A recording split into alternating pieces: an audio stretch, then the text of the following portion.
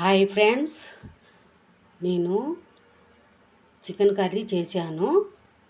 First oil వేసి ఉల్లిగడ్డ పచ్చిమిర్చి వేయాలి. ఫ్రై అయిన తర్వాత పసుపు వేయాలి. పసుపు వేసినాక అల్లం వేయాలి. అల్లం వేసినాక టమాటా మిక్సీ పట్టి వేయాలి.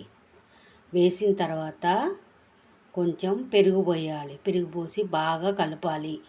ఈ చికెన్ని ఉప్పు పసుపు కారం ఆయిల్ వేసి కలపాలి. మంచిగా మ్యారినేటర్స్ చేయాలి. చేసిన తర్వాత అది మగ్గిన టమాటాలలో వేయాలి. వేసిన తర్వాత మంచిగా ఫ్రై చేయాలి. ఫ్రై చేసి దీనిలో చికెన్ మసాలా, మళ్ళీ జీడిపప్పు, పుచ్చగింజల పేస్టు, గసాల పేస్టు వేయాలి.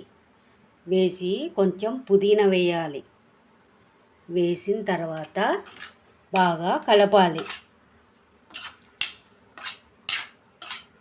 బాగా కలిపిన తర్వాత కొంచెం నీరు పోసుకొని దీనిలో కొంచెం కొత్తిమీర వేయాలి ఫ్రెండ్స్.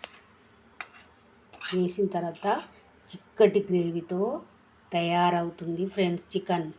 మీరు ఒకసారి ట్రై చేయండి ఫ్రెండ్స్. నేను చేసినట్టు అదే విధంగా చేయండి.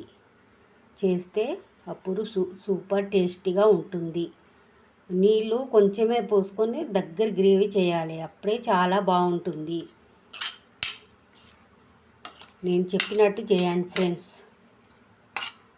చాలా బాగుంటుంది.